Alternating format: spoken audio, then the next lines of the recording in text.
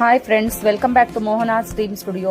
ನಾನು ಇವತ್ತು ಮಸಾಲಾ ಅಕ್ಕಿ ರೊಟ್ಟಿ ಹೇಗೆ ಮಾಡೋದು ಅಂತ ಹೇಳ್ಕೊಡ್ತೀನಿ. ಇದಕ್ಕೆ ನಾನಿಲ್ಲಿ ಈ ಎಲ್ಲ ಇಂಗ್ರೀಡಿಯೆಂಟ್ಸು ಸೇರಿಸ್ತಾ ಇದ್ದೀನಿ.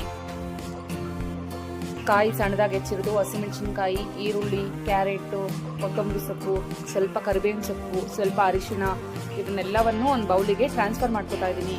ಎಲ್ಲವನ್ನು ಟ್ರಾನ್ಸ್ಫರ್ ಮಾಡ್ಕೊಂಡ್ಮೇಲೆ ನೀಟಾಗಿ ಇದಕ್ಕೆ ಒಳ್ಳೆ ಒಂದು ಮಿಕ್ಸ್ ಕೊಡಬೇಕು. ಈ ರೀತಿ ಚೆನ್ನಾಗಿ ಮಿಕ್ಸ್ ಕೊಡಬೇಕು. ಈ ಅಕ್ಕಿ ರೊಟ್ಟಿ ಅಥವಾ ತಾಳಿಪಟ್ಟು ಈ ರೆಸಿಪಿನ ನಾನು ಫುಲ್ ವಿಡಿಯೋನ ಯೂಟ್ಯೂಬ್ ಚಾನಲಲ್ಲಿ ಅಪ್ಲೋಡ್ ಮಾಡಿದ್ದೀನಿ. ಈ ರೀತಿ ಅಕ್ಕಿ ಹಿಟ್ಟು ಸೇರಿಸ್ಕೊಂಡು ಒಂದು ಒಳ್ಳೆ ಮಿಕ್ಸ್ ಕೊಡಬೇಕು. ಇದೇ ಥರ ಹೆಚ್ಚಿನ ವಿಡಿಯೋಗಳಿಗಾಗಿ ನನ್ನ ಚಾನಲ್ನ ಸಬ್ಸ್ಕ್ರೈಬ್ ಮಾಡಿ ಫ್ರೆಂಡ್ಸ್. ಇನ್ ಡೀಟೇಲ್ ಆಗಿ ನಾನಿಲ್ಲಿ ವಿಡಿಯೋದಲ್ಲಿ ಕೊಟ್ಟಿದ್ದೀನಿ. ಸೊ ಈ ರೀತಿ ಚೆನ್ನಾಗಿ ಮಿಕ್ಸ್ ಕೊಟ್ಟ ಮೇಲೆ ನೀರನ್ನ ನೋಡ್ಬಿಟ್ಟು ಸ್ವಲ್ಪನೇ ಹಾಕೋಬೇಕು. ಈ ರೀತಿ ಸಾಫ್ಟಾಗಿ ಕಲ್ಸ್ಕೊಂಡಿರ್ಬೇಕು. ಗಟ್ಟಿ ಕಲ್ಸಿದ್ರೆ ರೊಟ್ಟಿ ಚೆನ್ನಾಗಿ ಬರೋದಿಲ್ಲ, ಸಾಫ್ಟಾಗಿ ಆಗೋದಿಲ್ಲ.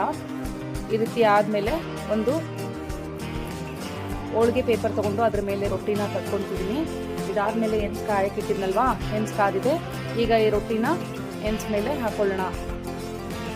ಸೊ ಹೋಳಿಗೆ ಪೇಪರ್ ಯೂಸ್ ಮಾಡೋದ್ರಿಂದ ಬಿಗಿನರ್ಸ್ ಕೂಡ ಈಸಿಯಾಗಿ ರೊಟ್ಟಿನ ಮಾಡ್ಕೋಬಹುದು. ನೋಡಿ, ಒಂಚೂರು ಕಿತ್ತೋವೆಲ್ಲ ರೊಟ್ಟಿ ರೌಂಡ್ ಶೇಪಲ್ಲಿ ನೀಟಾಗಿ ಚೆನ್ನಾಗಿ ಬರುತ್ತೆ. ಈ ರೀತಿ ನೀಟಾಗಿ ಫ್ರೈ ಮಾಡ್ಕೋಬೇಕು.